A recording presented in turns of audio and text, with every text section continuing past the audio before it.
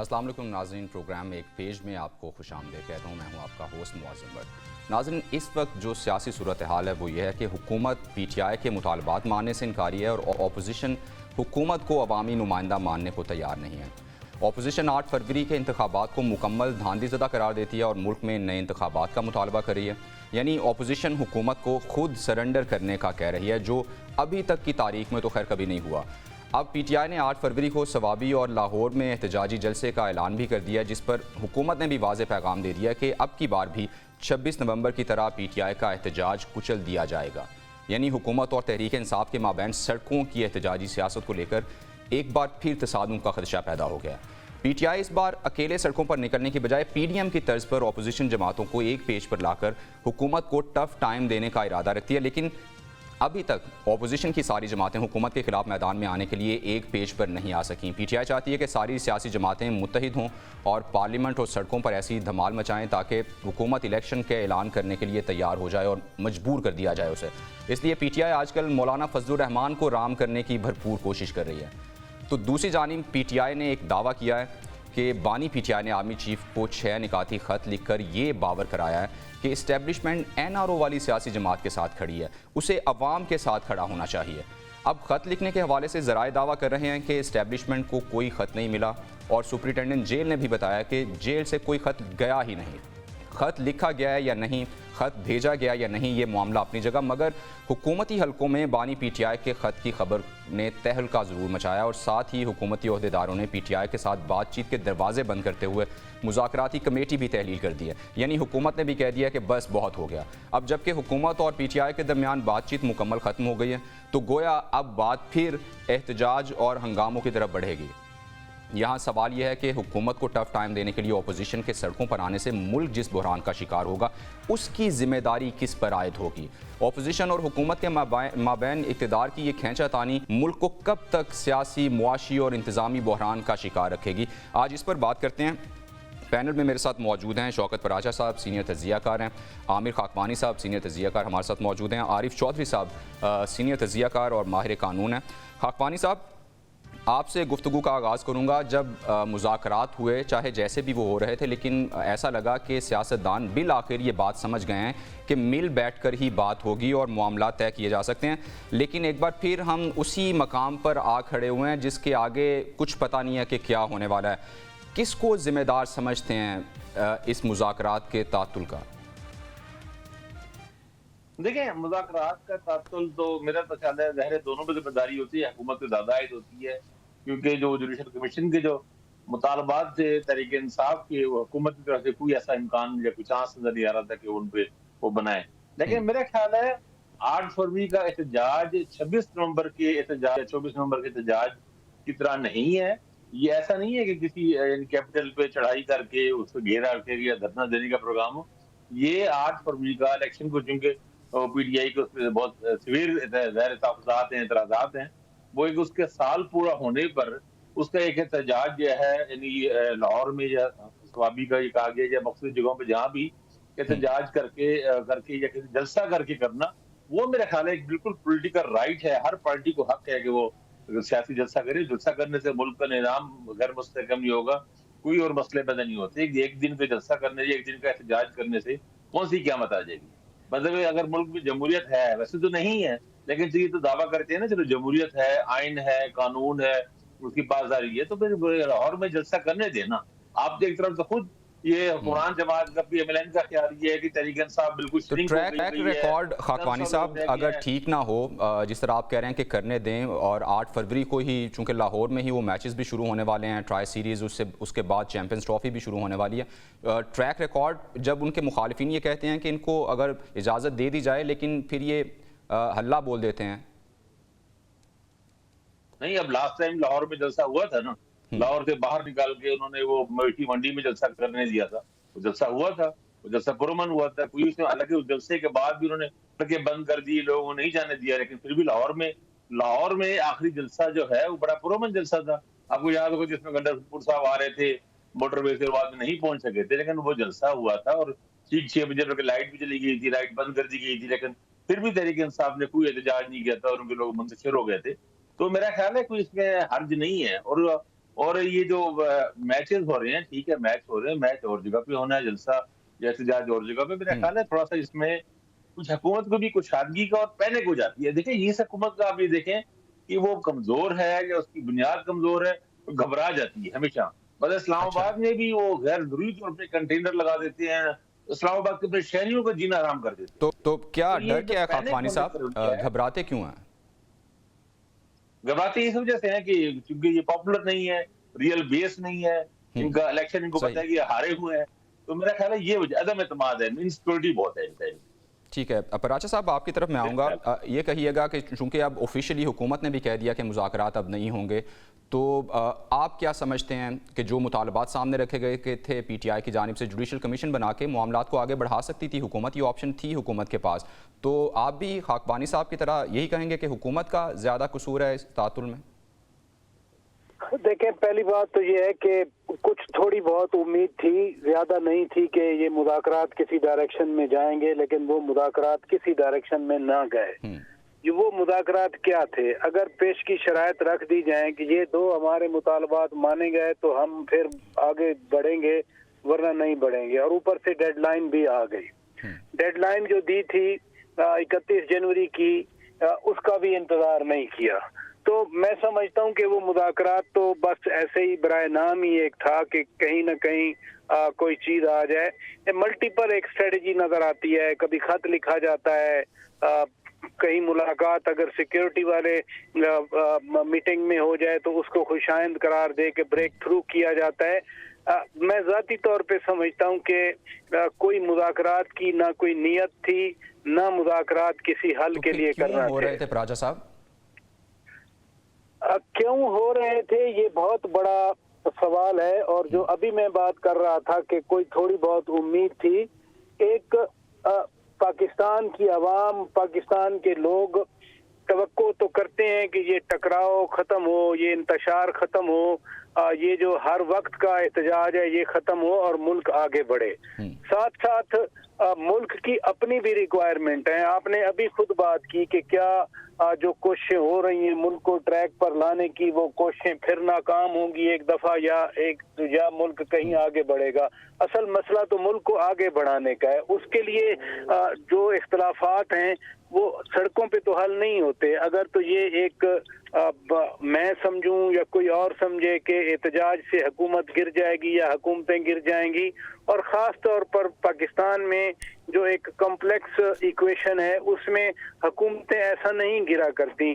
कौन सी हुकूमत, इवन माजी में वो पीएनए का हम सुनते हैं कि पीएनए जो है वो 1977 में वो भी मार्शल लॉ लगवाया उन्होंने, अदरवाइज तो कोई ट्रांजिशन तो हम नहीं कह सकते। तो इसलिए अगर एहतजाज या मुज़ाकरात को नाकाम करने का ये मकसद है वो तो पूरा नहीं होगा। लेकिन इसके साथ साथ इत्तेहाद अपोजिशन बनाने की कोशिश कर रही है। तो अभी थोड़ी देर पहले वजीर आजम मियाँ शहबाज शरीफ मौलाना फजलुर रहमान के घर पहुंच गए। तो वो इत्तेहाद जो ब्रॉड बेस्ड पीटीआई बनाना चाह रही है उसमें भी अभी तो बहुत सारे इफ्स एंड बट्स हैं। मैं कहना ये चाह रहा हूँ कि ये जो एक अनसर्टन सी सूरत हाल है, मुझे तो यही बरकरार रहती नजर आती है। इस पे राजा साहब इस पे बात करेंगे कि चूंकि मौलाना फजलुर रहमान का किरदार बहुत अहम होगा, जिस तरह पीटीआई भी जा रही है और वज़ीर आज़म भी वहाँ पहुँच रहे हैं, उनका पलड़ा किस तरफ जाएगा, वो किसका इंतखाब करेंगे, इस पर हम तफसीली बात करते हैं। आरिफ चौधरी साहब, आपके पास मैं आना चाहूँगा। आप ये कहिएगा कि अगर मुज़ाकरात भी ख़त्म हो चुके हैं और पीटीआई पहले भी ये सारी एपिसोड कर चुकी है, एहतजाज कर चुकी है, वहाँ पर इवन लाशें भी गिर चुकी हैं, इस तरह के बहुत सारे 3 दफ़ा तो गंडापुर साहब की क़यादत में इस्लामाबाद भी पहुँचे वो, तो फिर से वही एपिसोड का क्या फ़ायदा होगा पीटीआई को? मैं उनके तनाजुर में पूछना चाह रहा हूँ। बहुत शुक्रिया। पहली बात तो यह है कि फ़ायदा और नुकसान जो है वो पॉलिटिकल पार्टी का बुनियादी तौर पर उसका ताल्लुक इस बात के साथ है कि उनके साथ जो हुआ है वो सारी दुनिया को पता है कि पाकिस्तान में इंतखाबात जो थे वो एक ढोंग था। पाकिस्तान में तो ये आरिफ साहब पहली दफ़ा तो नहीं हुआ ऐसा? अच्छा नहीं, अगर पहली दफ़ा नहीं हुआ तो जब भी हुआ है उस वक्त एहतजाज तो हुआ है।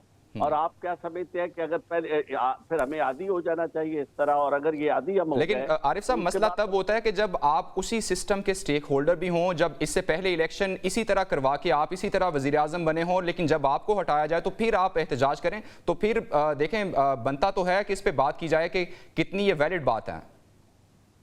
देखिए मैं आपको एक अर्ज करूं, इसमें मैं और तू की बात नहीं है। जी जी प्लीज। बात सीधी सीधी है, पाकिस्तान के अवाम की बात है, मेरी बात है।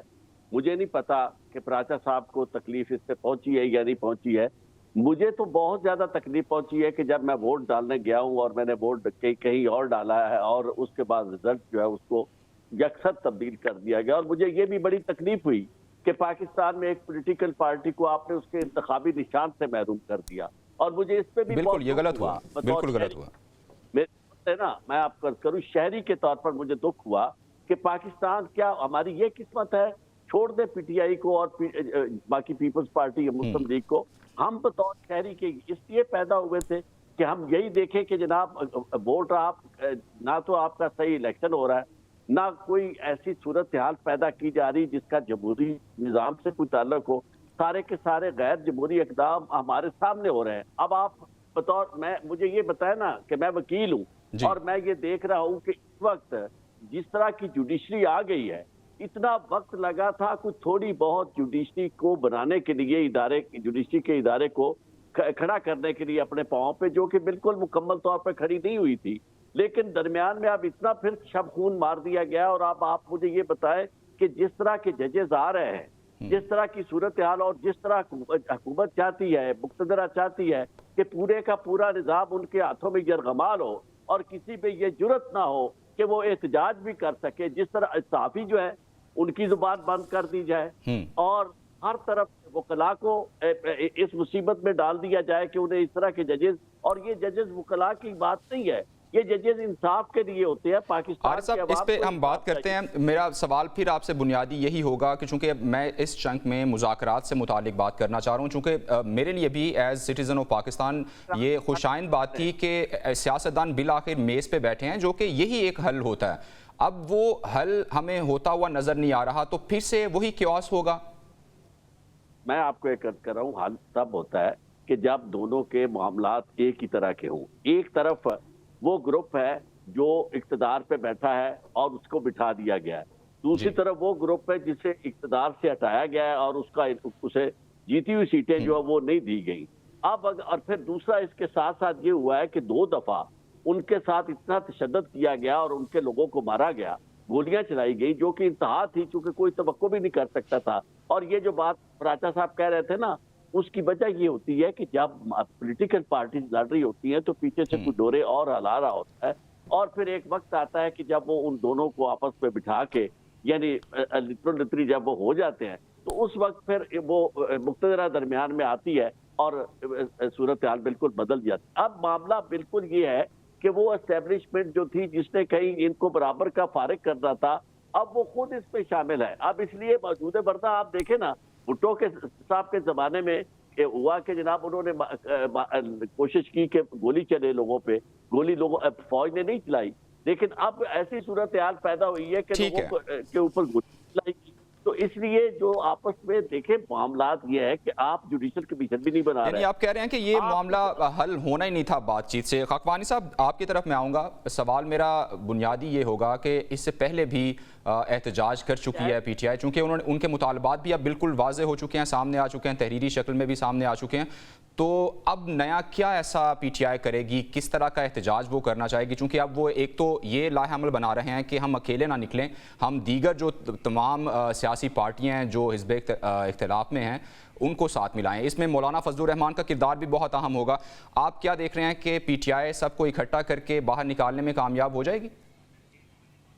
आसान नहीं है ये, आप सही कह रहे हैं। आप आपने भी पहले भी हवाला दिया कि प्राचा साहब ने कहा कि वज़ीर-ए-आज़म मिले मौलाना फजलुर रहमान से।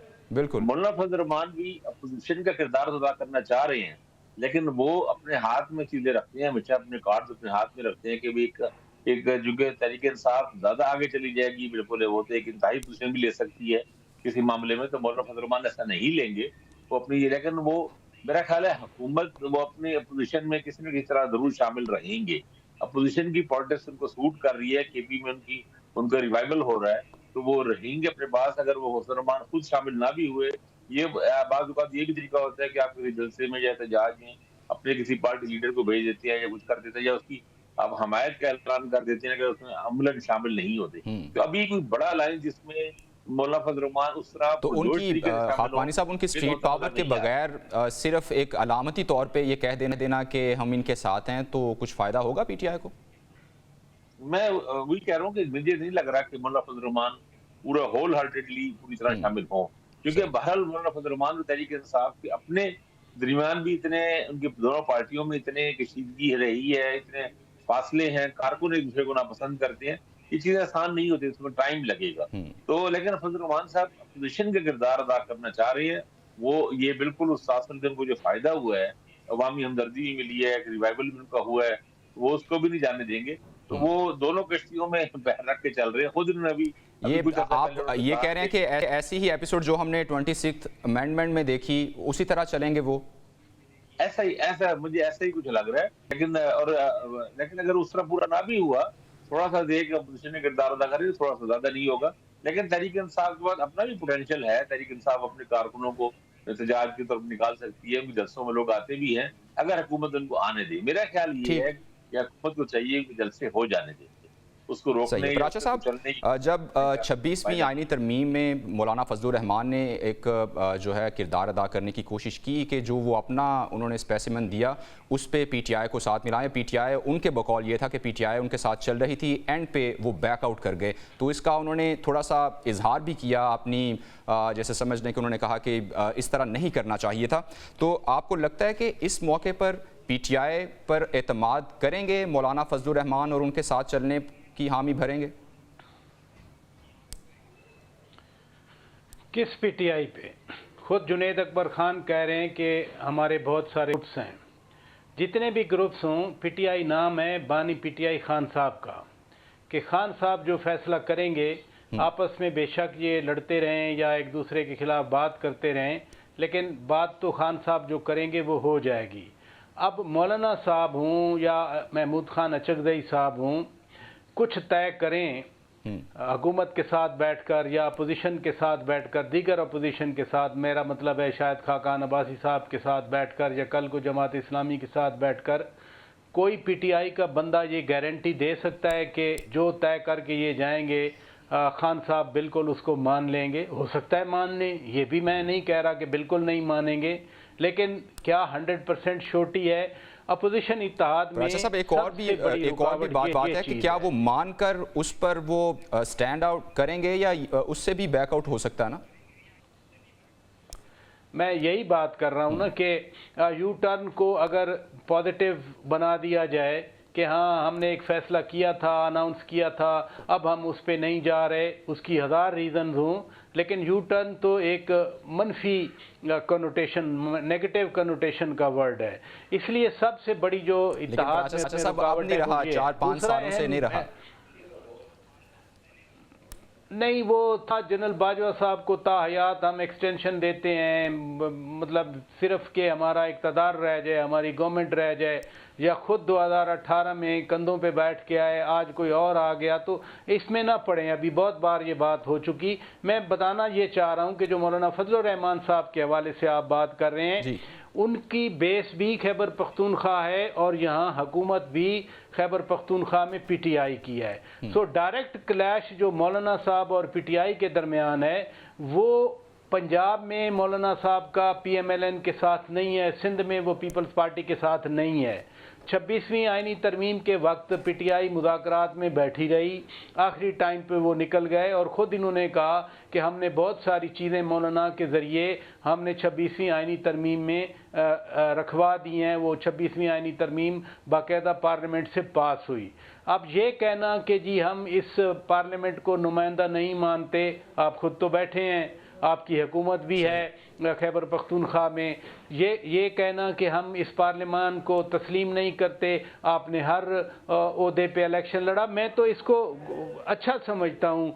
पीटीआई जितना ज़्यादा पार्लियामान में बैठ के किरदार अदा करे, अपोजिशन का किरदार अदा करे, चेक करे गवर्नमेंट की पॉलिसीज़ को, लेकिन ये चीज़ जो है कि मुल्क को बंद किया जाए, मुल्क को हॉस्टेज बना दिया जाए, ख्वाहिश रखी जाए कि खुदा न खास्ता मुल्क डिफ़ॉल्ट कर जाए, ख्वाहिश रखी जाए कि खुदा न खास्ता मुल्क श्रीलंका बन जाए, ये हमारा अपना ही मुल्क है। वो पीटीआई के हों, नून लीग के हों, पीपल्स पार्टी के हों, जेजेवाई के हों, पख्तूनख्वा मिली अवामी पार्टी के हों, एएनपी के हों, बेसिकली तो एहतजाज हक है, जलसा करना हक है, कोई इससे मुझे सरोकार नहीं है। लेकिन आप एक सिस्टम का हिस्सा बन के फिर कहें कि नहीं, मुल्क को आगे बढ़ने से रोक दिया जाए, IMF को खत लिख दिए जाएं, ये चीज़ें बहरहाल बिल्कुल यकीनन ऐसा नहीं होना चाहिए। और चूंकि हम पीटीआई के एहतजाज की बात हैं, तो इससे पहले जब एहतजाज होते रहे तो गंडापुर के किरदार पर थोड़े से सवालिया निशान आते रहे। अब एक तब्दीली आई है कि खैबर पख्तूनख्वा में पीटीआई पार्टी क़यादत तब्दील हुई है। अब जुनैद अकबर साहब को वो क़यादत दी गई है। क्या इस क़यादत के बाद एहतजाज में मज़ीद कुछ शिद्दत आ सकती है या फिर एहतजाज एक नई जहत इख्तियार कर सकता है? इस पर अपने पैनलिस्ट की राय लेंगे एक ब्रेक के बाद। ब्रेक के बाद एक बार फिर खुश आमदेद। आरिफ साहब, आपकी तरफ मैं आऊँगा और सवाल जो मैं छोड़ के गया था ब्रेक से पहले ही वही आपके सामने रखना चाहूँगा। जुनैद अकबर साहब को अब पीटीआई की खैबर पख्तूनख्वा की क़यादत मिली है। इससे पहले जब अली अमीन गंडापुर की क़यादत में काफ़िले निकला करते थे तो उसके बाद चहमगोइयाँ होती थीं कि वो क्रीज़ की दोनों जानिब खेल रहे होते हैं। इस वजह से ये एहतजाज जो हैं वो उसका मंतकी अंजाम तक नहीं पहुँच जाते और मतलूबा नताइज हासिल नहीं कर पाते। आप क्या देख रहे हैं कि अब जब जुनैद अकबर साहब की क़यादत में अगर काफ़िले निकलते हैं तो इन काफ़िलों का और गंडापुर साहब के काफ़िलों के नताइज मुख्तलिफ होंगे? देखें, मैं किसी भी पुरतशद्दद एहतजाज को बहुत बुरा समझता हूँ, लेकिन उस किसी पुरअमन एहतजाज को तशद्दुद के जरिए ख़त्म करने का जो अमल है उसे उससे भी कहीं ज़्यादा बुरा समझता हूँ। हमारे यहाँ बदकिस्मती ये है कि आरिफ साहब, पहले क्या होता रहा है? पीटीआई पुरतशद्दुद एहतजाज करती रही है या उनको पुरतशद्दुद अंदाज में रोका जाता रहा है?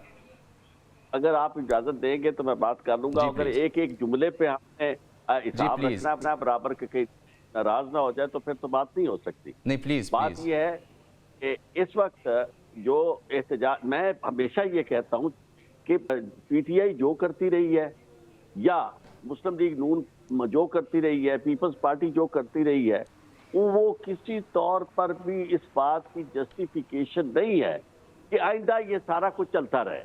सही। ये फर्क है सही। हमारे। और दूसरी बात यह है कि मैं और आप जो खास तौर पर प्राचा साहब भी, हम जो बिल्कुल किसी पॉलिटिकल पार्टी से ताल्लुक नहीं रखते, तो अगर हमारे तजिए में हम जब यानी इसका एनालिसिस करें तो हमें कम अज कम इतना इंसाफ तो करना चाहिए कि जब हम उन्हें कहते हैं कि जो उन्हें कोई हक नहीं पहुंचता पीटीआई को कि पाकिस्तान में तरक्की का रास्ता रोके या पाकिस्तान की पुरअमन फिजा को मुकद्दर करे, तो हमें कम अज कम ये भी साफ कहना जरूरी चाहिए और सोचना भी चाहिए और उस पर बात भी करनी चाहिए कि इस तरह की सूरत हाल भी नहीं होनी चाहिए कि घर के अंदर बैठे हुए लोग जो है उनको एहतजाज का भी हक भी ना दिया जाए, और बल्कि खतरे से कि कहीं कल कोई ये एहतजाज ना कर ले, पकड़ के उनके साथ जो कुछ किया जाता है वो मैं नहीं समझता कि आपके टीवी पे मैं इस सब उसे बयान करूं। हर बंदा जानता है।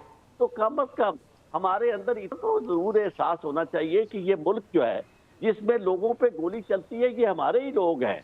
ये हमें, और जिस तरह इन्होंने कहा, मुझे अच्छी बात लगी प्राचा साहब की कि अगर इस मुल्क को नुकसान पहुंचता है तो हमें नुकसान पहुंचता है। बिल्कुल। मैं और आप में ये चाहेंगे खुदा हमें गारत करे अगर हमारी ये सोच हो कि पाकिस्तान को नुकसान पहुंचे, या खुदा ना खास आप ये सोचते हो कि पाकिस्तान की फौज जो है वो बर्बाद हो। हमारी ऐसी सोच नहीं है, लेकिन ऐसे इकदाम जो हो रहे हैं जिसकी वजह से ये सारी चीजें हो रही हैं उसमें हमें जरूर इंसाफ करना। मैं आपको ये अर्ज करूं, जो कुछ माजी में होता रहा है, माजी में तो हमने 71 का सानिया भी देखा है। उस वक्त भी इसी तरह की राय थी कि जो एहतजाज करने वाले थे या कोई मुतालबात उनके थे, उन 6 निकात वाले जो लोग थे उन्हें गद्दार कहा जाता था। आज मेरे पास और आपके पास वो 5,000 रुपया खर्च करके किताब आप हासिल कर सकते हैं, तो एक एक चीज सामने हो जाती है कि क्या हुआ। तो आज भी वही फिजा भूल जाए पीटीआई को, लेकिन कम अज कम ये जरूर करें कि पाकिस्तान में कोई सगासती तो आनी चाहिए। यानी इस हद तक आपने किया है और स्लाट हर चीज का कि जनाब अब आपके हाथ में आ गया सिलसिला, तो आप जो चाहते हैं वो करते चले जा रहे हैं। देखें ना, पीका जो है अगर उस वक्त आया था तो हमने इसकी कोई हमायत की थी, और मैंने जितनी पीटीआई इन्हें भी, अच्छा साहब को भी पता है, इनके चैनल पे भी जाके मैंने भरपूर अंदाज में पीटीआई की मुखालफत अपने सारे मामलात पे की, और कभी भी किसी के साथ इस तरह हम अनक्वालिफाइड अंदाज में नहीं चले। तो फिर इसमें आरिफ साहब आप कसूरवार किसे कंसीडर करेंगे? पीटीआई का दौर था तो वो ला रहे थे, इससे पहले नून लीग का दौर था जब ये बना 2016 में, उसके बाद पीटीआई वकालत करती रही कि यही होना चाहिए, अब पीटीआई उसके खिलाफ है और नून लीग कह रही है कि यही ठीक है, तो फिर गलत कौन है? गलत वो है जिनको गलत हम कह नहीं सकते, जो ताकतवर हैं, जो इनको आगे, जिनके सामने ये बिल्कुल। तो ये आरिफ साहब, ये बच्चे तो नहीं है कि अगर हम इन्हें भी गलत कह सकते हैं? बच्चे नहीं है ना, ये आप छोटी इतनी सादा बात नहीं है कि पाकिस्तान में जब से पाकिस्तान बना है उस आगाज से ही ये सिलसिला बन गया है कि ताकतवरों ने कब्जा कर लिया। वहां हालत ये थी कि उन्होंने करीब नहीं आने दिया जनरल करियापा को उधर अपने इंडिया के अंदर। ठीक है आरिफ साहब, पराचा साहब मैं आपकी तरफ आऊँगा। ये एक बहुत अहम मसला है, जो भी इक़्तिदार में होता है हमें वो बहुत बड़े बड़े लेक्चर देता है, वो अफसानवी कहानियाँ गढ़ता है और हमें बताता है कि इसके क्या फ़वाइद और कितना अहम है ये मुल्क को बचाने के लिए। लेकिन जैसे ही वो हिज़्ब इख्तिलाफ में जाता है तो उसी चीज़ को जो वो खुद कर रहा होता है वो कहता है कि ये इससे बुरी और इससे बदतर नताइज बरामद करने वाली कोई चीज़ नहीं है। तो हम किसकी बात माने पराचा साहब? देखें, बात यह है, यहाँ आते हैं प्रिंसिपल्स कि क्या प्रिंसिपल्स की लड़ाई है या प्रिंसिपल से हट के ज़ाती इक़्तिदार की लड़ाई है। मसलन अगर प्रिंसिपल्स की बात जो मैंने अभी थोड़ी देर पहले की थी कि जनरल बाजवा साहब को तो ऑफ़र की गई कि आप ताहयात बन जाएं आर्मी चीफ, उससे पहले एक पेज था। एक पेज तो इसलिए टूटा जब ISI के DG की तैनाती होनी थी, जनरल फैज़ साहब को हटाया जाना था, उस पर खान साहब ने रजिस्ट किया। तो क्या यही प्रिंसिपल्स हैं जिसके लिए आज फिर मुल्क को दाव पे लगाने की कोशिश की जा रही है?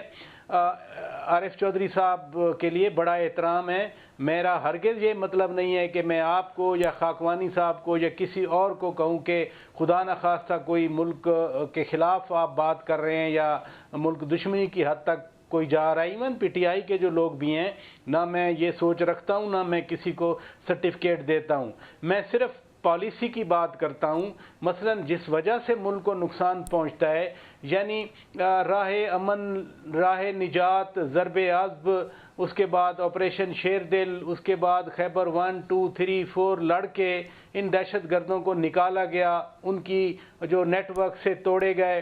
फिर आखिर क्या अज़ाब था कि खान साहब उनको वापस ले आए, खान साहब ने सीज़ फायर किया, खान साहब ने जनाब 109 हार्डकोर क्रिमिनल्स छोड़े। कोई सोचा गया कि इसका क्या इम्पैक्ट होगा? और इम्पैक्ट क्या है? ये फैसले पराचा साहब खान साहब अकेले कर रहे थे? मुल्क का वज़ीर आज़म इतने बड़े फैसले अकेले करता है या कर सकता है? कहें ना, खान साहब का तो रिकॉर्ड यही था ना, पहले भी जाके जुलूस निकाल के आते थे ना, और खान साहब अब भी डिफेंड करते हैं। या तो आप कहें ना कि हाँ नहीं मैं नहीं था, जब आप भी डिफेंड करते हैं उस पॉलिसी को। दूसरा CPAC के हवाले से एक पाकिस्तान के लिए एक गेम चेंजर प्रोजेक्ट था। आपको याद नहीं है रज़ाक दाऊद क्या कहा करते थे, मुराद सईद क्या कहा करते थे CPAC के बारे में? इतना CPAC को डिस्करेज करके चीज़ें आधी क्या दरमियान में छोड़ दी गई। हम सिर्फ उस पॉलिसी की बात कर रहे हैं कि जो सोच पहले थी क्या अब सोच चेंज हुई है या नहीं हुई है। एक पेशावर की मीटिंग की मैंने आपको पहले भी एग्जांपल दी, उसको तो ब्रेक थ्रू कह दिया गया। भाई अब भी पार्लियामान का फ्लोर मौजूद है, बैठें सियासतदानों के साथ बात करें, बैठें। आप ये हो नहीं सकता ना कि अचानक एक दिन में जो आप 4 साल में करते रहे, आप मसला ये है कि वो ये देख चुके हैं कि पार्लियामेंट जो है वो कितनी हैसियत रखती है और सियासतदानों से बात कितनी माने रखती है। इमरान खान खुद इस सिस्टम का हिस्सा रहे हैं, बल्कि इसी सिस्टम के जरिए वो आगे विराजमान हुए कुर्सी पर। लेकिन चलें, मैं सिर्फ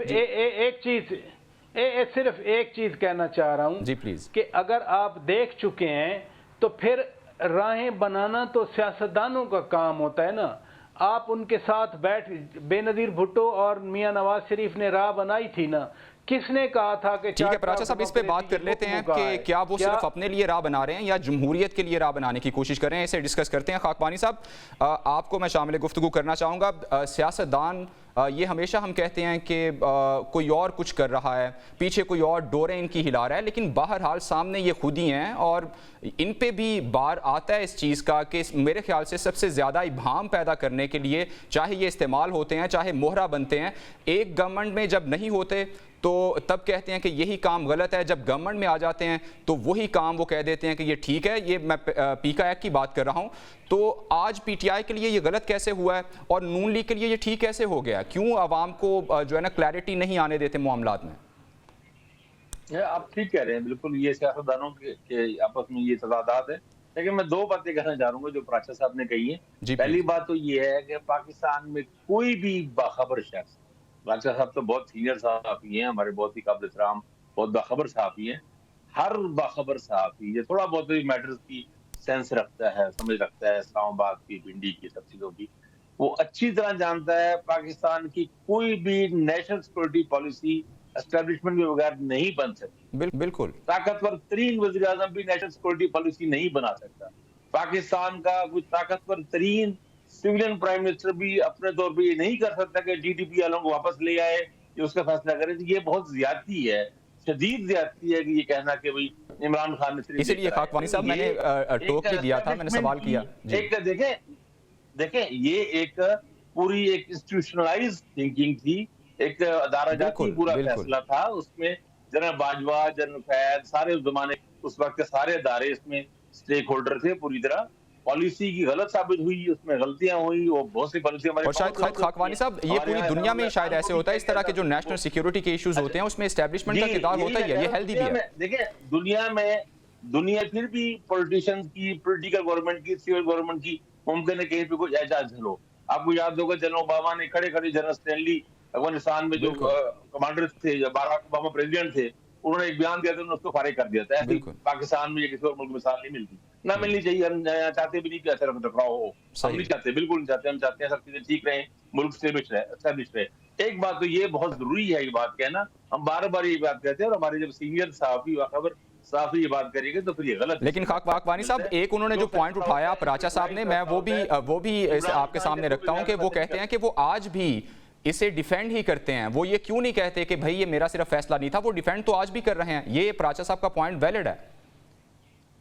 नहीं देखें, पीटीआई के लोगों का या सिर्फ प्राचा साहब नहीं, प्राचा साहब की तो अपनी राय है ज़ाहिर है। अफगान अमूर के कई माहिरीन, कई मुमताज माहिरीन, रुस्तम शाह मोहम्मद है और लोग हैं, मेजर आमिर है, और जो अफगानिस्तान पे जानते हैं, अफगानिस्तान के लिए, पाकिस्तान के लिए अफगानिस्तान के में सफीर रह चुकी हैं, और बहुत से लोगों का ख्याल ये है कि पाकिस्तान की वो पॉलिसी बुरी नहीं थी, गलत नहीं थी। कुछ और मसले और मसाइल आए हैं, वो सब उतार हुए चीजें और मसाइल की, ये पूरी लंबी बहस है।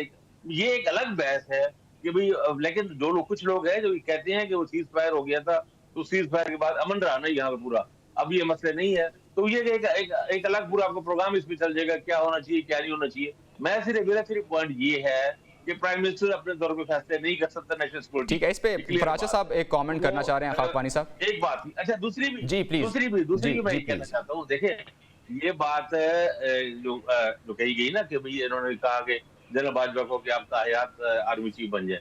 भाई ताहियात आर्मी चीफ कौन रह सकता है?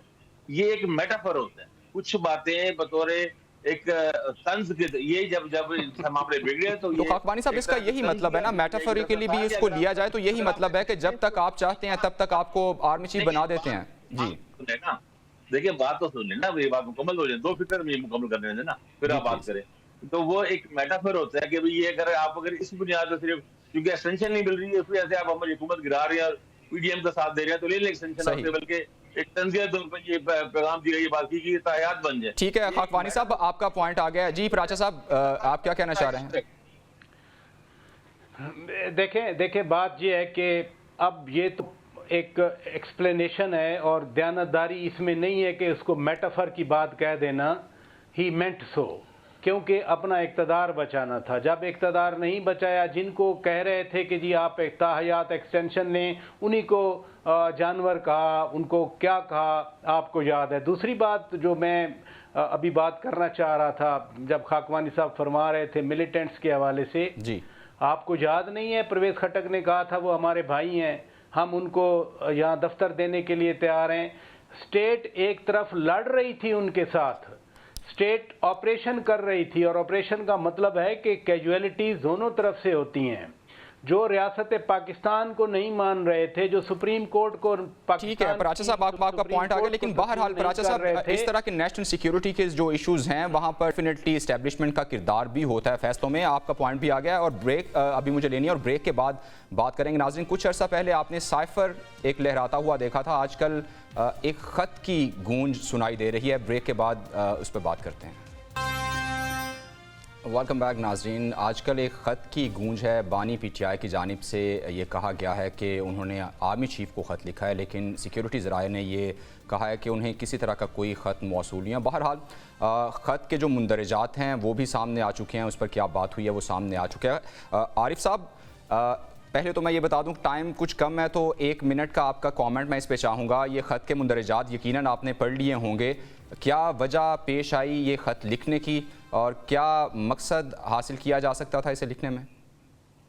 देखिए, पहली बात तो यह है कि ये ख़त इंडियन आर्मी चीफ को नहीं लिखा गया, ये ख़त अपने पाकिस्तान की आर्मी चीफ को लिखा गया है और उन्हें ये कहा गया है कि जो हालात ख़राब हो रहे हैं इस वक्त आवाम के और उनके दरमियान जो फासले पैदा हो रहे हैं अफवाज पाकिस्तान के, उसकी बुनियादी तौर पर ये वजूह है और इनको एड्रेस करना ही हमारे इंटरेस्ट में है और वे फॉरवर्ड उन्होंने बताने की कोशिश की है। और दूसरी इम्पॉर्टेंट बात यह है कि जिस तरह का तासुर एक दिया जा रहा था कि जी इमरान खान तो जी आपको पता नहीं, यहाँ हमारी बदकिस्मती ये है कि जब भी कोई बात होने लगती है तो साथ ही लोग जो है क्वैक्स जो है या खुद उनकी पॉलिटिकल पार्टी के आग जो है वो इस तरह के नून वाले शुरू कर देते हैं बातें कि जी वो लेट गया है, जी आगे मिलते कर रहा है, जी हाथ जोड़ रहा है। ठीक है आरिफ साहब, मुझे पराचा साहब की तरफ जाना है। पराचा साहब, ख़त के मुंदरजात आपने पढ़ लिए होंगे, ये ख़त ही लिखा गया या गलतियां गिनवाई गई हैं?